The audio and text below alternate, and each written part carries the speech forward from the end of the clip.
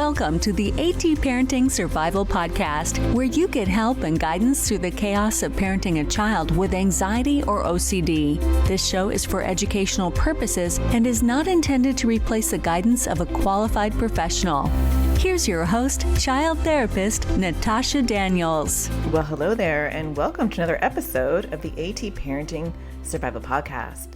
Today, I want to talk to you about a really important part of our journey as a parent, raising a child with OCD or anxiety, and that is knowing when to step back, supporting your child without pushing your child.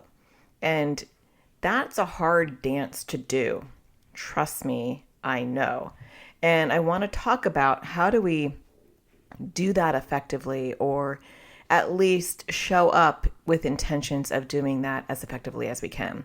Because it's not plug and play. It's not, read a book and do exactly what you're being told to do, regardless of your child's anxiety or OCD issues.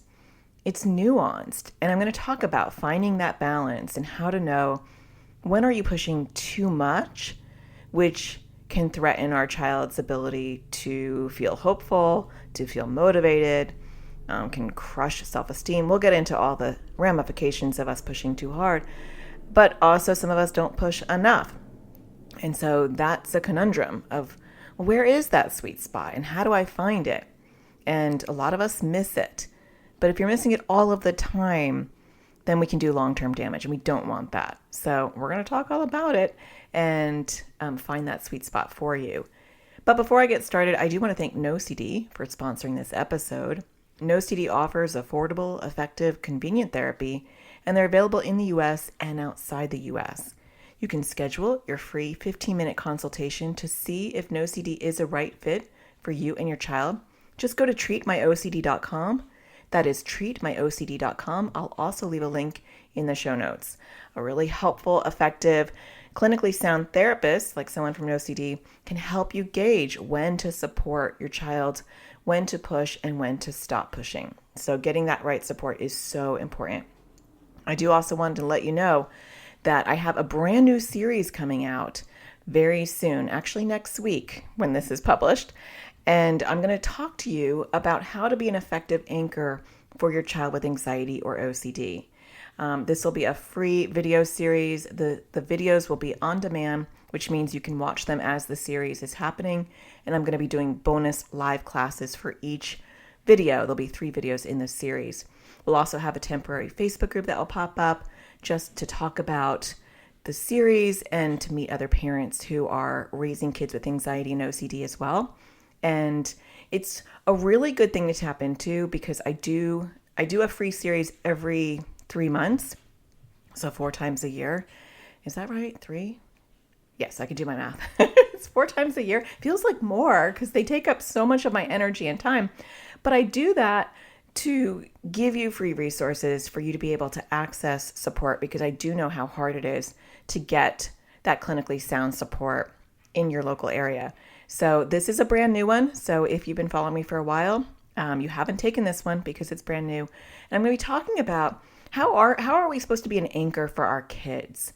Most of us, I would argue all of us, are not always anchored. And I can't help my child if I'm bobbing up and down with them. And when I look at my child's struggles with their anxiety or OCD, I see it through my lens. And I talk about this a lot, that we have a smudged lens as parents, as humans. None of us have a clear lens in which we see each other, we see problems, we see anything. But when we're raising our kids with anxiety or OCD, part of our journey, our parenting journey, which is totally separate than our kids' journey, is recognizing what smudges we have on our lens that blur and alter what we're seeing, which can be a lot of stuff. It could be how you were raised. It could be childhood wounds. It can be triggers of your own anxiety and OCD. It could be triggers of your child's previous or past issues with anxiety or OCD. It could be the mindset of what you're telling yourself as you're dealing with your child's anxiety and OCD.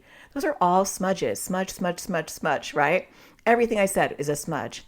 And the more smudges you have, the more unanchored you are, because you're seeing it with emotion. You're not seeing the issue with clarity. You're not grounded in the now. You are dealing with all of that other baggage, which we all have, by the way. But the most effective parents that I've worked with in my practice for over 20 years, I'm getting old, have been the ones that have dealt with their own struggles, have learned how to live in the present, be in the moment when their child is struggling with anxiety or OCD, and they deal with their own stuff as well. And that's what I want to teach you, is you can't be an effective anchor if you're not well grounded in the moment. And so in this free series, we're going to be talking about your mindset, how to shift your mindset. How do you stay in the moment, especially when the moment is really hard? A lot of us live in the what ifs and the what will be's. We're all human. I do that too. But it is a daily practice to recenter yourself and live in this moment, this current situation, and also dealing with the things that are smudging my lens. So a lot of fun things that we're going to explore, but a lot of important things to explore. You can register for free at atparentingsurvivalseries.com, and the series will start next week. You can join the series throughout the time that we're running it. And so it will start on January 30th, and the series will run all the way until February 7th. The final video will come out on not February. Why am I saying that? No, I am right. It seems so far away. February 6th will be the final third video will be released. And then I'm going to be doing a bonus live class on February 7th. It's a Friday.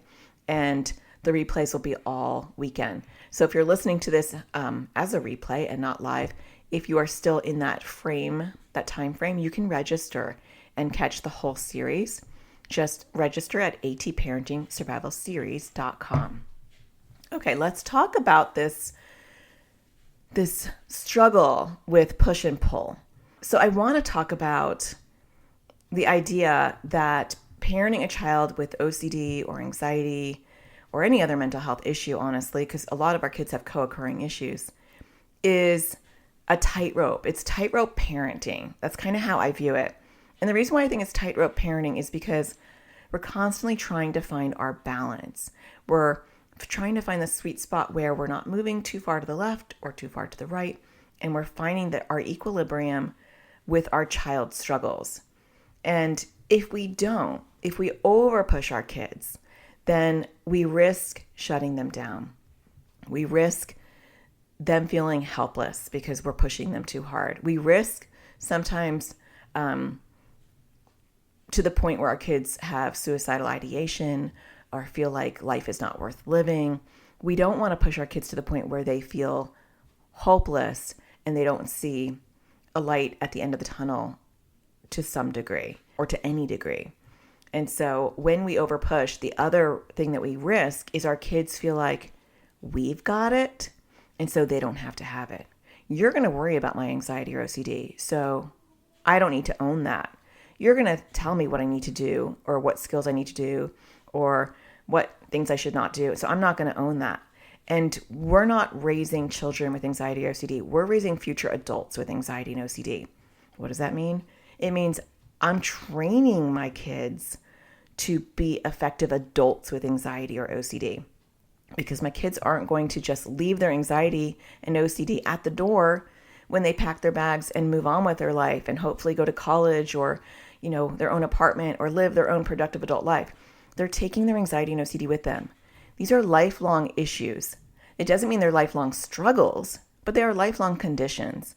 And I want to prepare my kids to be able to function as an adult and to own their journey and realize this isn't my issue. This is your journey. And the way that we do that is by learning when to push and when to pull back so that we're not over identifying and over controlling their journey with anxiety and OCD. And man, is that hard. It is so, so hard. I'm telling you from my own experience, I find that really hard. But ultimately, have you ever seen a puppy being walked by their owner? I have. And it is really, the owner's walking ahead and the puppy doesn't know how to walk yet. And so it's being dragged by the owner. I didn't realize until I got a dog that dogs don't naturally know how to walk on a leash. You have to actually train them. They don't really walk ahead, or at least the puppies I've had. I've had to teach them. And when you're dragging your puppy, it's not a very fun, pleasant walk. And that's the image that pops up when I see some parents, and I've been guilty of this as well, dragging our kids through recovery, dragging our kids through developing skills to crush their anxiety or OCD. This is not something we should be leading. It's something we should be supporting. And that's really, really hard when our kid's foot is firmly and solidly on the brake. What does that mean? So finding that tightrope balance is important. If we step back too much and we say, this is your journey, I'm done, I'm out of here, our kids will sink to the bottom. And so if we are, and this can show up in many different ways. It can be, I'm going to enable the anxiety or OCD, like your anxiety wants to avoid this, and I'm going to partner with your anxiety and help you avoid it to a level that goes beyond what I think you could handle. Try to explain what I mean. Like, you could handle some uncomfortable things, but I'm going to help you avoid it completely. Or it might mean that I'm going to partner with OCD and I'm going to do compulsions with you, or I'm going to enable OCD and try to make your life as comfortable as possible by trying to satisfy OCD, which we all know, or hopefully you are going to learn, that you can never fully 100% completely forever satisfy OCD. So that's a losing bet right there. But that's when we step back too far, or we're so burnt out that we just mentally check out and we have our own mental health crisis where we just give up. We give up on our kids and we give up on the situation and we say, I'm just done. And I get that, because it's hard. It's hard to keep trying and it's hard to keep caring when you have a child who's like, nope, I don't want to do anything. I don't want to help myself at all. And so burnout is a real risk when you're dealing with anxiety and OCD. Okay. So those are all the risks of the, pushing too far, stepping back too far, right? It's the sweet spot, which, by the way, none of us will ever fully master.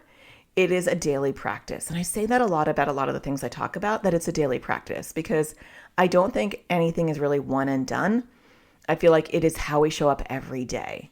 So I think the first thing I want to mention is that we aren't all supposed to handle anxiety or OCD or ADHD or depression or social anxiety or RFID, avoidant restrictive food intake disorder, or any of those co-occurring issues in the same way. Every child is different. So if you're taking one of my courses and you're learning how to crush anxiety or how to crush OCD, or your kids are learning these things, those are skills.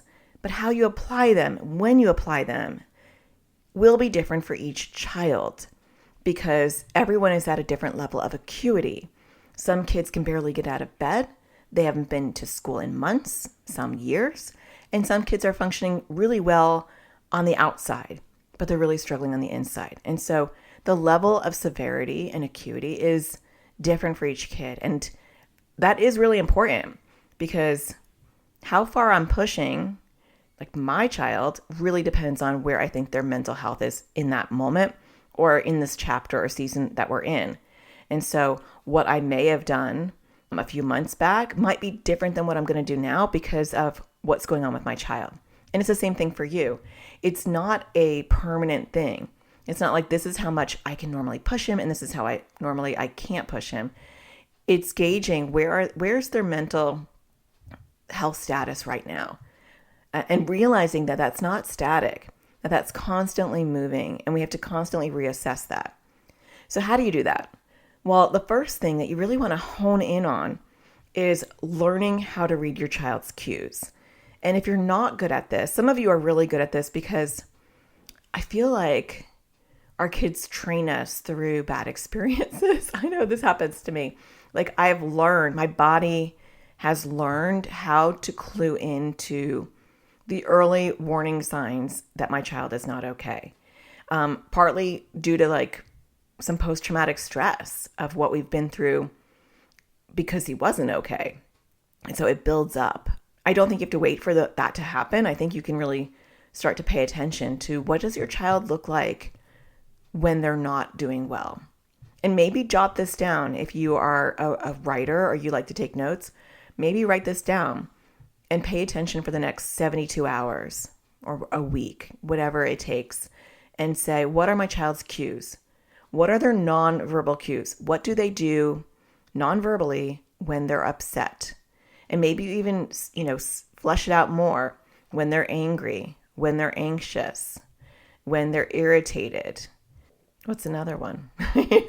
When they're sad, right? Whatever emotions are kind of a front burner issue for you. So for me, it would be more of like anxious and angry. Angry for my child is just a manifestation of too much anxiety. And so when they're really angry, their anxiety has flipped and it's turned into anger. And maybe that's the case for your child as well. Sometimes we don't notice that because we just see anger and irritability, and we see opposition, and we see defiance, and we don't see the anxiety underneath or the OCD underneath. So pay attention.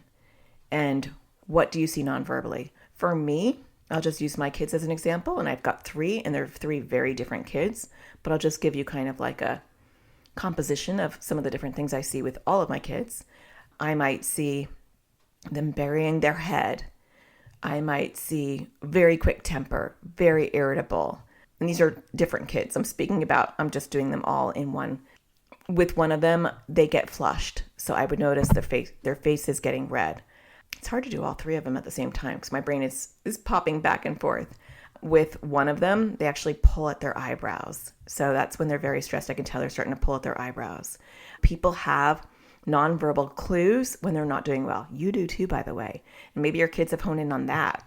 But we all humans have nonverbal cues that we're stressed. And when you're seeing them for a long period of time, your child's not doing well. There are verbal cues as well. And so they might say, like for one of my kids, when they're really, really panicky in public, they will, if I say anything to them, they'll say, shut up. And that's not how we talk to each other. And it's not something I allow or accept. But when they're at that point where they're about to explode and they're really, really trying to hold it together in public, and I say something that isn't helpful, they'll say, shut up, shut up, shut up. And I know, oh, okay, they're about to explode. We're in a crisis situation right now. That's a clue for me. Lately, I have one child who's saying, I don't want to talk about it. And like when I push the envelope after that, if I don't acknowledge the verbal boundary, which I do try to do, I might get a heightened, I don't want to talk about it, right? So that's a very obvious clue. There might be some other clues. So a lot of this is like, what's the short-term cues and what are the long-term cues? Long-term cues for me are things that I'm hearing my child say, things like, why am I even here? What is the purpose of life? I hope I don't wake up tomorrow. Those are soft suicidal ideation cues. That's kind of, what I call them. They're not outright saying, I want to die. That would be obviously a very big verbal clue that your child's not doing well. But there are soft ones too, when our kids say things like, I don't even know why I live, or I don't know what the purpose is of being here, or I don't find anything enjoyable anymore, or nothing will ever change. Those are verbal clues that there's major hopelessness going on. This may seem obvious, but it may not. And if you don't pay attention to it, because I find, and this happens to me, this may not happen to you, but I find that sometimes my nervous system is so shot that it shuts me down and I check out. I'm not paying attention to the nonverbal or the verbal clues. I am checked out. For my own protection, I think my body does that. It's just like, we're done. We can't hear anymore. And you might be at that point where you're just checked out or you've been checked out.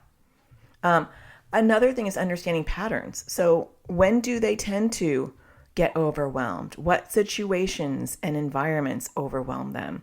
What things do people say that overwhelm them?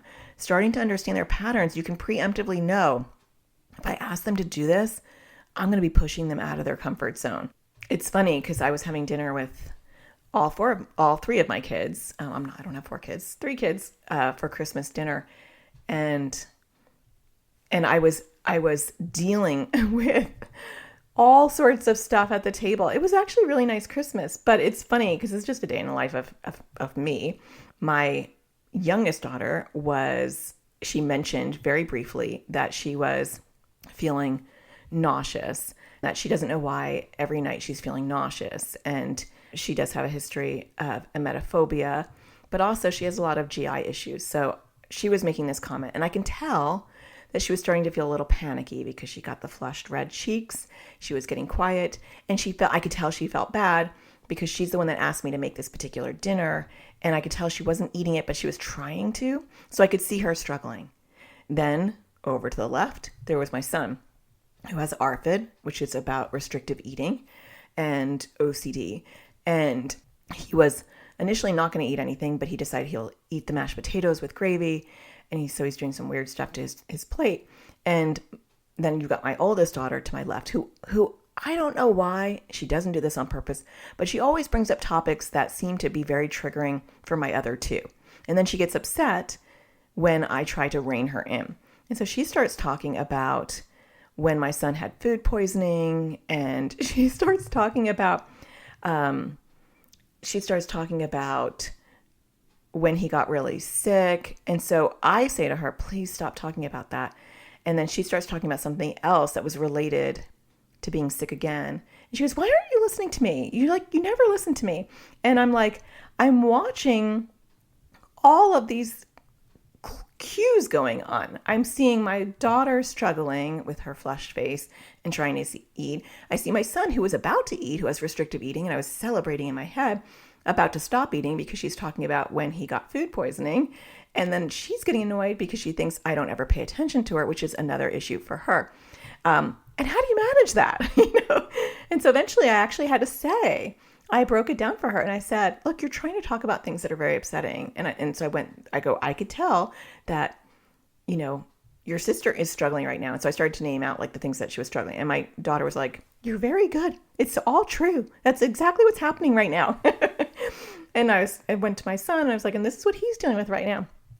And my point is, you can look for these patterns. You can understand what would be triggering and what wouldn't be triggering. It's not that we want to walk around on eggshells, but knowing what's too much. That was too much. It was going to be too much for my daughter to handle. So I said to her, you don't have to eat the food. I'll save you some. If you feel hungry later, you're not going to make me feel bad. Why don't you go lay down? So I excused her, right? Because I was reading her cues. I was going to push her too much to eat dinner. With my son, he was doing great. I didn't say anything. But understanding what is going on and where we can push and where we shouldn't push is important. And sometimes it's messy because you have multiple kids triggering each other and making a mess. So the next thing that I work on is communication. And it's hard when you have three in the mix. I mean, then it gets really messy. But with one of my kids, we have a code word.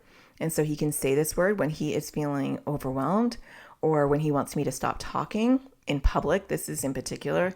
There's a lot of anxiety in public. And so we also included a gesture because sometimes he doesn't even want to say the word. So if I see him doing the gesture, I know that I need to stop talking. Mid-sentence, I need to stop talking. That builds our trust and communication. And I start to also notice a pattern. When does he use the code word? When does he use the gesture? What things upset him? What things trigger his anxiety and OCD? It doesn't mean that I'm going to bubble him and shrink wrap and I'm never going to let him sit with discomfort. But it does mean that he's at his limit when he's using those code words. He's at his limit when he's doing that physical gesture. That's not a time for me to push further over his boundary. It's when I need to respect it. And so it's a nice, easy shortcut of, I'm obviously pushing him over and I need to stop. Other novel ways to connect is through text. Sometimes kids will tell you more through a text than through communication verbally, or even journaling. And, you write in it and then you give it to them. And the next day they can write in it and you can go back and forth that way. That could be really helpful.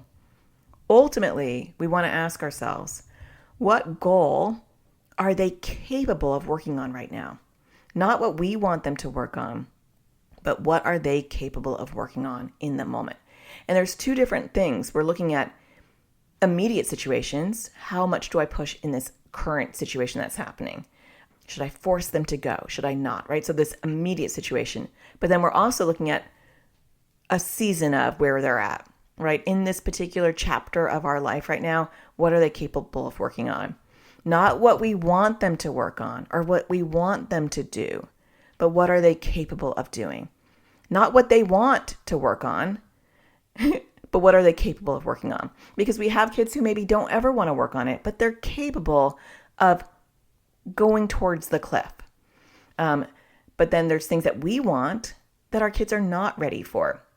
And so it's this balancing act of what are they objectively able to do and what are they objectively not able to do? Not where they should be, but where they are currently. And with that does come our own grief, our own shift in mindset of what are their goals and the goals that I wanted for them. And there is a grief in that. And that is why I'm covering that in my upcoming free series, because we have to process the grief that comes with them not meeting the goals of where we want them to be. And that sometimes muddies the water. And I know for me, in the last few months, we've had a lot of bumps. We had medication changes. We've had mood instability. We've had major restrictive eating. It's been really, really exhausting. And I have had to say, I need to step back. I need to step way back from where we were, and we have to go back to basics. And there's a mourning in that. There's a mourning of, oh my gosh, why are we here? And the shift in the mindset of where we are isn't where we're going to land, but it feels that way. It feels like failure. And it's really easy as a parent to own that failure and say, I have failed my child, because we are going back to basics. And when I say back to basics, I mean like we're keeping you alive. We're getting you up each day. We're getting you to eat. We're getting you to shower some of the time. Not a lot. That's back to basics. I'm not talking about eating various foods to push the envelope. I'm not talking about doing social anxiety exposures where you're leaving the house and putting yourself in uncomfortable situations. I'm not talking about tackling your moral OCD or your BDD or your ADHD or all the other multitude of alphabet soup letters you've got going on. I'm talking about just you waking up and feeling like you want to be alive. Back to basics. There's a mourning with that, because it's like, oh my gosh, I didn't realize how far we had come until it was taken away. And I know a lot of you can relate to that, but I need to go back to where he is, not where I want him to be. And some of that is doing my own work, because if you are pushing your agenda because you don't want to go back to basics, you don't want to lose the progress, then you wind up getting burnout, because no matter what, the reality is your child's back to basics. And that can really be overwhelming for everybody. So when we get back from the break, I want to talk about how do you do this? Where do you find that sweet spot? And how do you honor where your child is at versus where you want them to be? Stay tuned. We'll be right back. It's time we put help directly in our kids' hands. Introducing Crushing OCD course for kids and teens. It was way more helpful than all the other therapy we've ever done, because we didn't really know what to do. So we weren't really doing it before. So the course helped to figure out what the exposures are and how to do them. We're not in therapy and find it really hard to find an ERP trained therapist here. So we're currently with like the public health service, but again, they don't seem to be trained in ERP. It's filled that gap that we don't have that was desperately needed. This was really well timed for us to use between therapists and to help us get off to a good start with this new practice. It was easy to use. I was able to do it from my phone or also on the computer. There's different ages, so there were younger kids, there were teenagers, and so that was really nice too, to have a variety of ages where it wasn't just geared towards younger kids or older kids. It was a nice variety. It's helpful for our kids to hear it from this third party as opposed to just us saying it.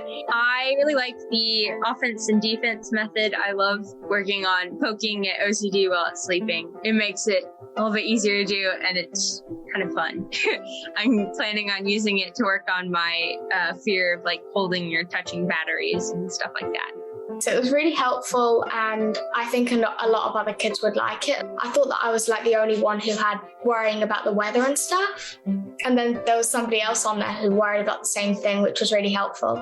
Seems less scary to work on stuff now that I've watched this class, and I'm more interested to work on it.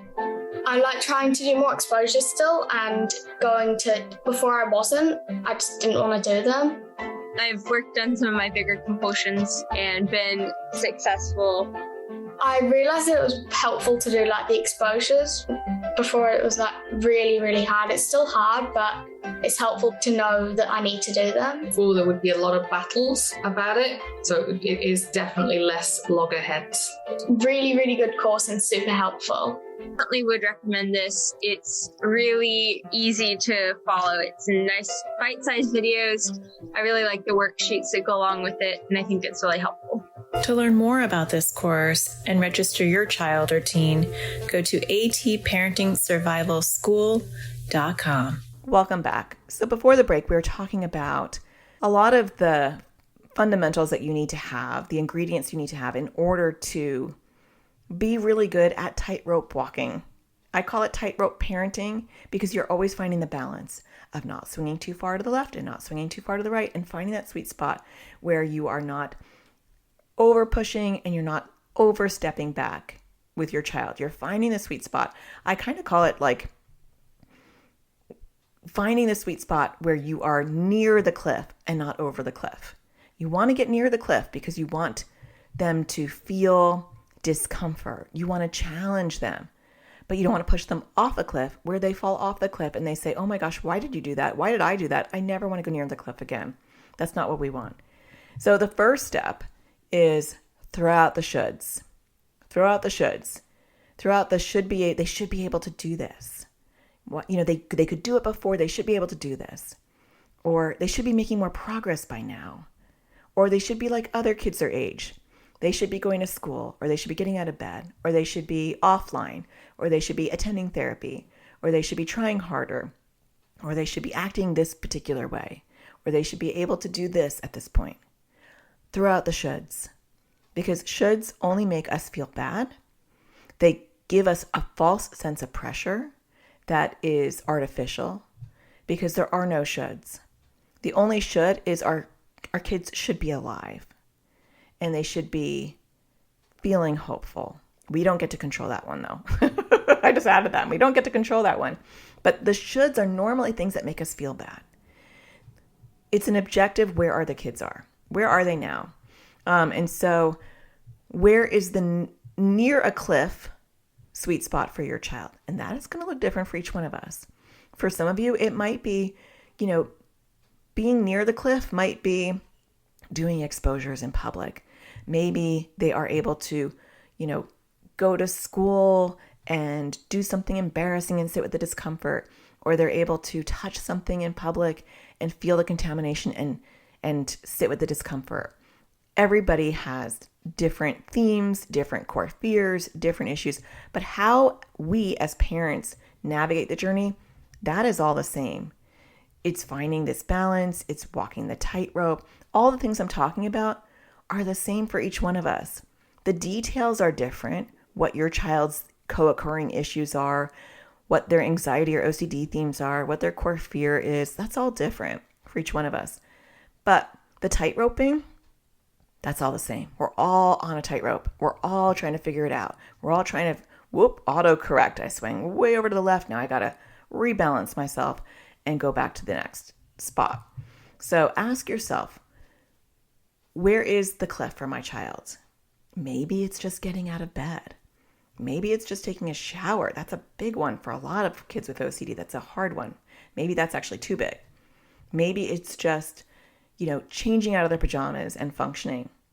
Or maybe it's going to therapy or participating in intensive outpatient or getting through their hierarchy, their exposure hierarchy. But you want to ask yourself, where is that sweet spot?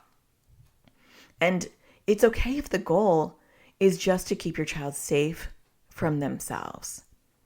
I don't think we often give permission to parents, especially as therapists, to say, your only goal right now is just to keep them safe from themselves.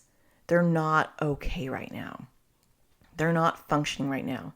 They're in crisis right now. My goal is just to support them by being safe.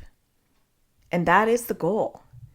And so I think it's important to recognize that there will be times where you do step back. For us, he had to go off medication, my middle child, in October, and due to side effects that had happened that we discovered.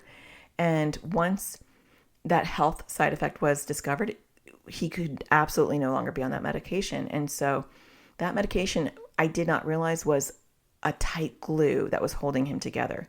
I thought it was just improving his appetite. That was why he was taking it. But once he went off the medication, I realized, oh my gosh, this was a solid glue that was holding him together. And so it threw everything into a tailspin. And at that point, the goal was to step way back and to say, all the things I used to require and all the things I used to do to push him, I needed to stop.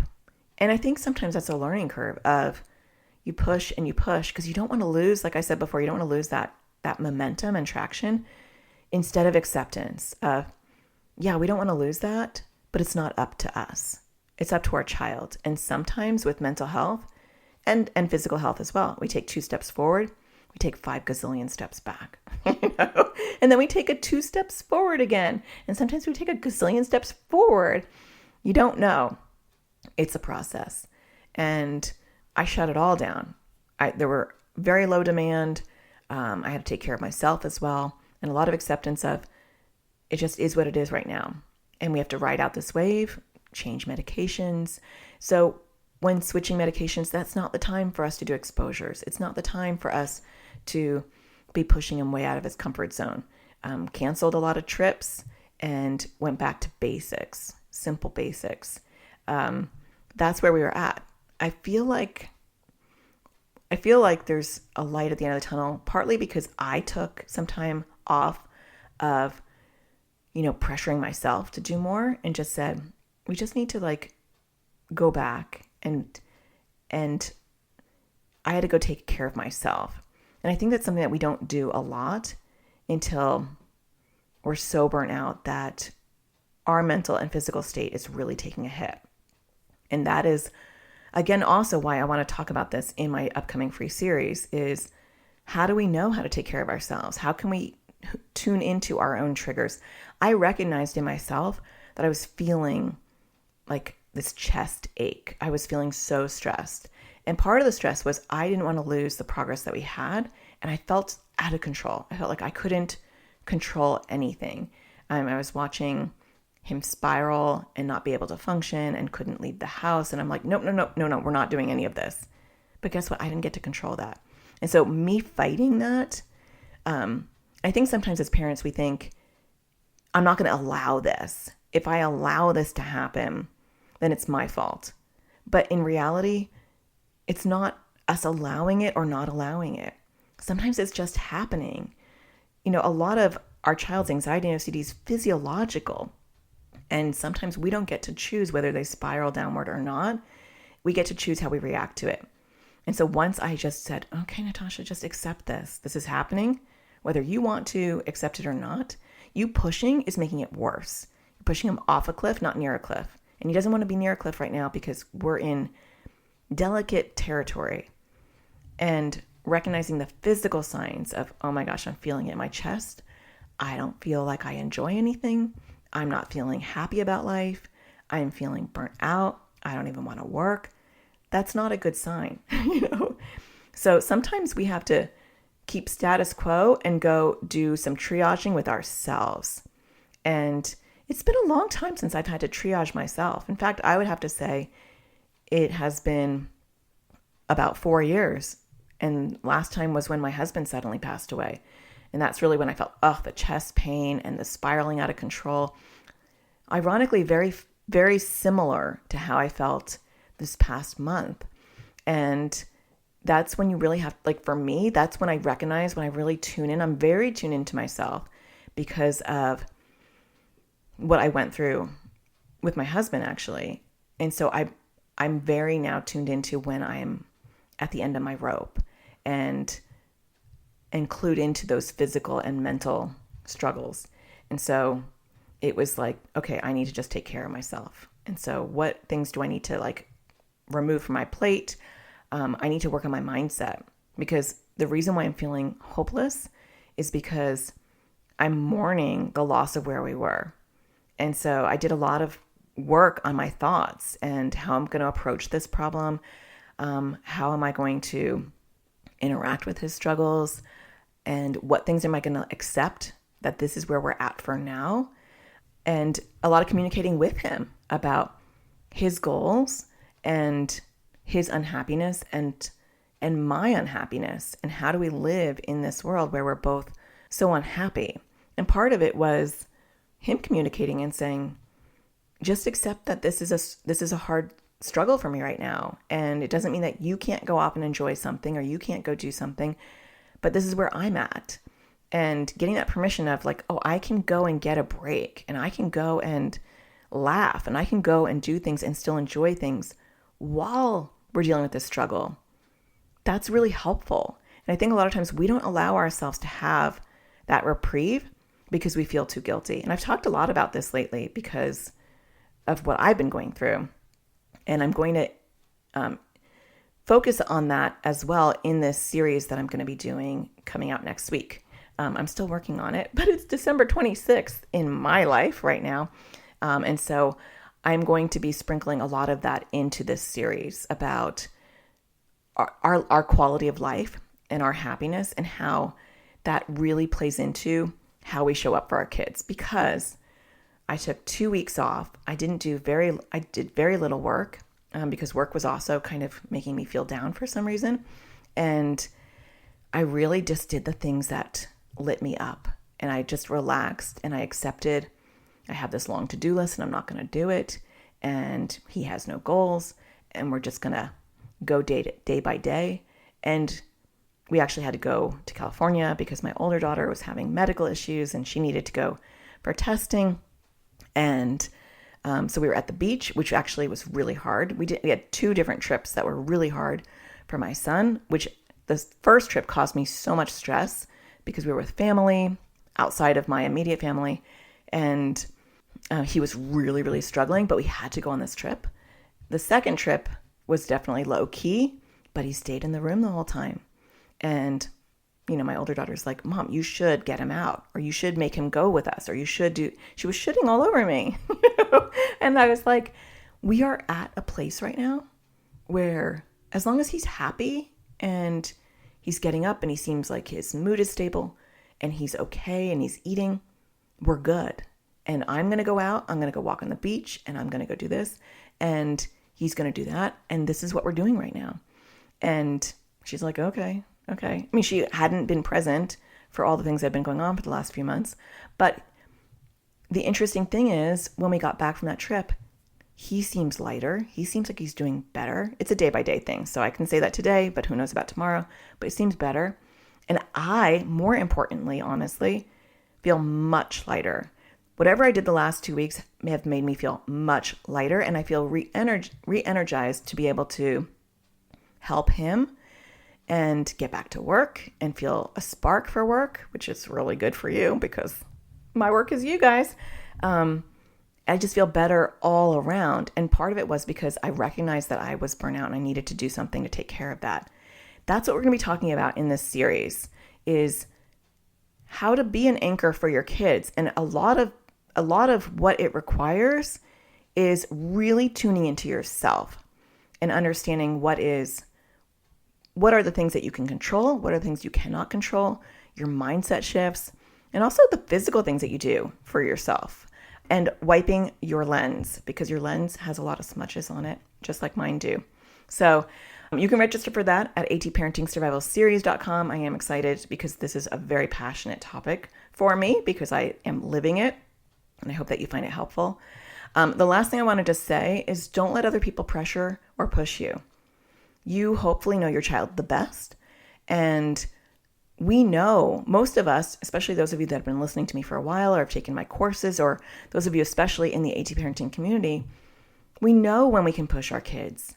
And often, and also we know when we can't and we shouldn't.